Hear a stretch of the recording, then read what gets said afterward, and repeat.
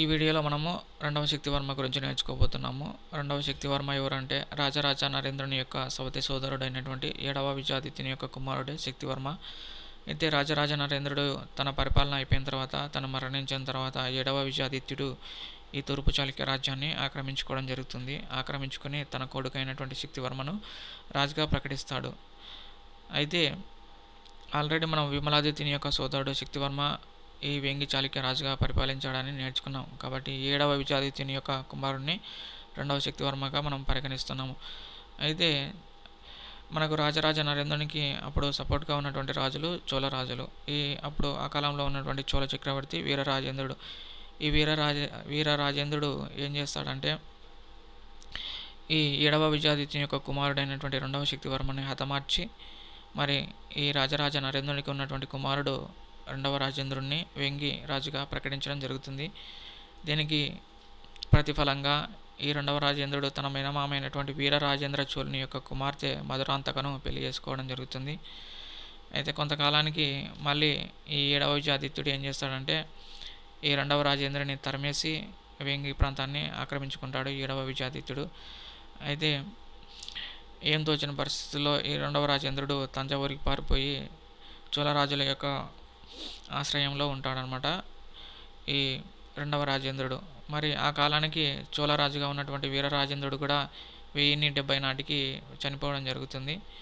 అయితే 1070లో చోళరాజు చనిపోతే వీరరాజేంద్రుని తర్వాత చోళ సామ్రాజ్యానికి రాజు అభిరాజేంద్రుడు అవుతాడు. అభిరాజేంద్రుడు కూడా తన సింహాసనాన్ని అధిష్ఠించిన కొద్ది నెలల్లోనే తను హత్య చేయబడతాడు. అందువల్ల చోళ రాజ్యంలో గందరగోళ పరిస్థితులు ఏర్పడతాయన్నమాట. చోళ రాజ్యానికి రాజు ఎవరు, వారసుడు ఎవరు అనేటువంటి సమస్య అనేది ఏర్పడుతుంది. ఆ సమయంలో చోళ రాజ్యంలో ఆశ్రయంగా ఉన్నటువంటి ఈ రెండవ రాజేంద్రుడు ఏం చేస్తాడంటే గంగైకొండ అనేటువంటి ప్రాంతాన్ని వశపరుచుకొని కులోత్తుంగ చోళుడు అనేటువంటి బిరుదుతో ఈ చోళ సామ్రాజ్యానికి రాజుగా అవ్వడం జరుగుతుంది.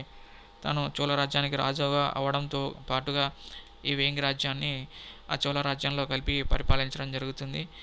ఈయన సంబంధించి రెండవ రాజేంద్రునికి సంబంధించి ఇంపార్టెంట్ ఏంటంటే ఈయన కులోత్తుంగ చోళుడు అనేటువంటి బిరుదుతో చోళ చాళుక్య వంశానికి రాజుగా ఉన్నాడని, అలాగే ఈయన తన బిరుదు అయినటువంటి కులోత్తుంగ చోళ అనేటువంటి పేరుతో ఈ వేంగి ప్రాంతంలో ఈ కులోత్తుంగ చోళపురం అనేటువంటి ఒక నగరాన్ని నిర్మించాడని, ఆ కులోత్తుంగ చోళపురం అనేటువంటి నగరాన్ని విశాఖపట్నం అని అంటారని మనం గుర్తుంచుకోవాలి. ఇది ఇంపార్టెంట్ ఎగ్జామ్ పాయింట్ ఆఫ్ వ్యూలో. కులోత్తుంగ చోళపురంగా ఇక్కడ ఏ నగరాన్ని పిలుస్తారు అనేటువంటి క్వశ్చన్ వస్తే విశాఖపట్నం అని మనం చెప్పాలి. నెక్స్ట్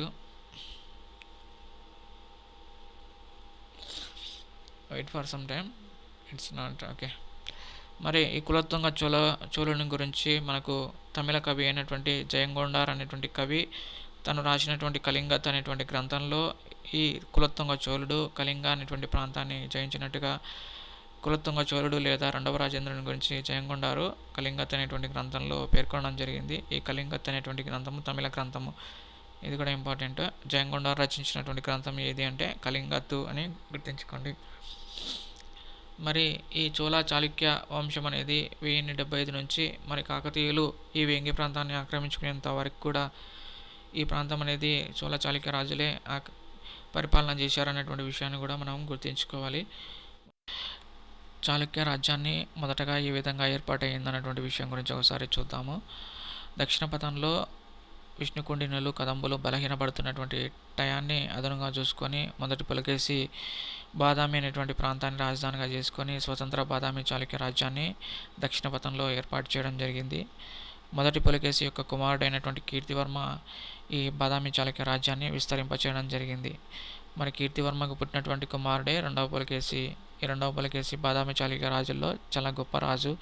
రెండవ పులకేసి సాధించినటువంటి విషయాల గురించి మనకు ఐహోల్ శాసనంలో వివరించడం జరిగిందనమాట. ఓకేనా. ఐహోల్ శాసనం ఎవరి గురించి తెలుపుతుందంటే మనం రెండవ పులకేసి అనేటువంటి ఆన్సర్ మనం టిక్ చేయాలి. మరి ఆ టైంలో వేంగి ప్రాంతం అనేది దుర్జయులు పరిపాలిస్తూ ఉన్నారు. ఈ దుర్జయులు తమ సర్వశక్తిలో ఓడి ఈ పులకేశి దగ్గర నుంచి ఆ ప్రాంతాన్ని వాళ్ళు పరిపాలిస్తూనే ఉన్నారనమాట. అయితే ఎక్కువ కాలం వాళ్ళు పరిపాలించలేకపోయారు. మరి కృష్ణానదికి దక్షిణంగా ఉన్నటువంటి ప్రాంతాన్ని పల్లవరాజు అయినటువంటి మహేంద్రవర్మ పరిపాలిస్తూ ఉండేవాడు. మహేంద్రవర్మని పైన ఉన్నటువంటి దుర్జయుల్ని జయించి ఈ కృష్ణా గోదావరి నదుల మధ్య ఉన్నటువంటి ప్రాంతాన్ని రెండవ పులకేశి స్వాధీనం చేసుకున్నాడు అన్నటువంటి విషయం గురించి మనకు మారటూరు శాసనము అలాగే కొప్పారం శాసనాలు తెలియజేస్తున్నాయి. కాబట్టి ఈయన వెంగి ప్రాంతాన్ని జయించాడు. తర్వాత కృష్ణకి అలాగే గోదావరి మధ్యన ఉన్నటువంటి ప్రాంతాలను కూడా పల్లవరాజు అయినటువంటి మహేంద్రవర్మను ఓడించి స్వాధీనం చేసుకోవడం జరిగింది. మరి ఈ అలాగే తూర్పు సముద్ర తీరాన ఉన్నటువంటి వేంగి రాజ్యాన్ని ఇదంతా ఒక రాజ్యంగా చేసుకొని ఈ వేంగి రాజ్యం మీద 617లో రెండవ పులకేశి తన ప్రతినిధిగా తన సోదరుడైనటువంటి కుబ్జ విష్ణువర్ధన్ని నిలపడం జరిగింది. 617 నుంచి 624 దాకా కూడా కుబ్జ విష్ణువర్ధనుడు రెండవ పులకేశికి ప్రతినిధిగానే పాలన చేశాడు. అయితే 624లో తన అన్న అయినటువంటి రెండవ పులకేశి నుంచి స్వతంత్రత పొంది తూర్పు చాళుక్య రాజ్యం లేదా వేంగి చాళుక్య రాజ్యాన్ని స్థాపించడం జరిగిందనమాట. అయితే మనం బాదామి చాళుక్య రాజు మొదటి పులకేశి బాదామి చాళుక్య రాజ్యాన్ని ఏర్పాటు చేశాడని నేర్చుకోవడం జరిగింది. అయితే బాదామి చాళుక్య రాజుల యొక్క మూల పురుషుడు ఎవరంటే చలికరమ్మనుడు అని. ఈ చలికరమ్మనుడు గురించి మనకు నాగార్జునకొండ శాసనం అనేది తెలియజేస్తుంది. అలాగే బిల్హనుడు విక్రమాంక దేవచరిత్ర అనేటువంటి గ్రంథాన్ని రాశాడు. ఈ విక్రమాంక దేవచరిత్రలో బిల్హనుడు ఈ తూర్పు చాళుక్యులు అనేటువంటి పదం ఏ విధంగా వచ్చిందనేటువంటి విషయం గురించి పేర్కొనడం జరిగింది. వీళ్ళు బ్రహ్మచులకం నుంచి రావడం వల్ల వీళ్ళకు చాళుక్యులు అనేటువంటి పేరు వచ్చిందని బిల్హనుడు తను రచించినటువంటి విక్రమాంక దేవచరిత్రలో పేర్కొనడం జరిగింది. బిల్హనుడు రచించినటువంటి గ్రంథం ఏది అనేటువంటి క్వశ్చన్ వస్తే విక్రమాంక దేవచరిత్ర అని మనం టిక్ చేయాలి. ఇది చాలా ఇంపార్టెంట్. తర్వాత ఈ తూర్పు చాళుక్యులు కుబ్జ విష్ణువర్ధనుడి కాలంలో పిఠాపురాన్ని రాజధానిగా చేసుకొని పరిపాలించడం జరిగింది. తర్వాత జయసింహ వల్లభ వన్ కాలంలో వేంగిని రాజధానిగా చేసుకొని పరిపాలించారు. ఈ విషయాలు మనం ఆల్రెడీ నేర్చుకోవడం జరిగింది. అయితే ఈ వేంగి రాజ్యాన్ని ఆంధ్ర నగరం అని పేర్కొన్నటువంటి కవి దండి. ఈ దండి తను రచించినటువంటి దశకుమార చరిత్ర అనేటువంటి గ్రంథంలో వేంగిని ఆంధ్ర నగరంగా పేర్కోవడం జరిగింది. ఇది మనకు ఎగ్జామ్కి వచ్చేటువంటి అవకాశం ఉంది. సో ఒకసారి గుర్తుంచుకోవాలి. దండి వేంగిని ఆంధ్ర నగరంగా పేర్కొన్నాడు తన దశకుమార చరిత్రలో. ఎంతమంది ఈ చాళుక్య రాజులు ఈ చోళ రాజుల యొక్క కుమార్తెను చేసుకున్నారు అనేటువంటి విషయం ఒకసారి రీక్యాప్ చేసుకున్నట్లయితే, మొదటి రాజరాజు చోళుని యొక్క కుమార్తె కుందవను ఈ దానార్ణవుని యొక్క కుమారుడు విమలాదిత్యునికి ఇచ్చి పెళ్లి చేయడం జరిగింది. అయితే ఈ విమలాదిత్యునికి కుందవకు పుట్టినటువంటి కుమారుడు రాజరాజ నరేంద్రుడు. అయితే ఈ రాజరాజ నరేంద్రుడు చోళరాజు అయినటువంటి రాజేంద్ర చోళుని యొక్క కుమార్తె అమ్మంగదేవిని పెళ్లి చేసుకోవడం జరిగింది. ఈ రాజరాజ నరేంద్రునికి అమ్మంగదేవికి పుట్టినటువంటి కుమారుడు రెండవ రాజేంద్రుడు. ఈ రెండవ రాజేంద్రుడిని కులత్తుంగ చోళుడు అని కూడా పిలుస్తారు. ఈ కులత్తుంగ చోళునికి వీర రాజేంద్రుడు అనేటువంటి చోళరాజు తన కుమార్తె అయినటువంటి మధురాంతకను ఇచ్చి పెళ్లి చేయడం జరిగింది. అలాగే రెండవ శక్తివర్మను హత్య చేయడం జరిగింది వీరరాజేంద్రుడు. 1070లో మరణించడం జరిగింది. 1070లో మరణిస్తే అభిరాజేంద్రుడు రాజు కావడం జరుగుతుంది. అభిరాజేంద్రుడు కూడా కొన్ని నెలల్లోనే హత్య గావించడం వలన లేదా కులత్తుంగ చోళుడు అనేటువంటి రాజు ఈ చోళ రాజ్యానికి రాజుగా కావడం జరుగుతుంది. తను కులత్తుంగ చోళ అనేటువంటి బిరుదుతో చోళ రాజ్యాన్ని అలాగే చాళుక్య రాజ్యాన్ని పరిపాలించినటువంటి మొదటి రాజుగా మనం గుర్తుంచుకోవాలి. ఓకేనా. నెక్స్ట్ వీడియోలో మనము తూర్పు చాళుక్య రాజుల యొక్క జన్మ సిద్ధాంతాల గురించి నేర్చుకుందాము. ఓకే.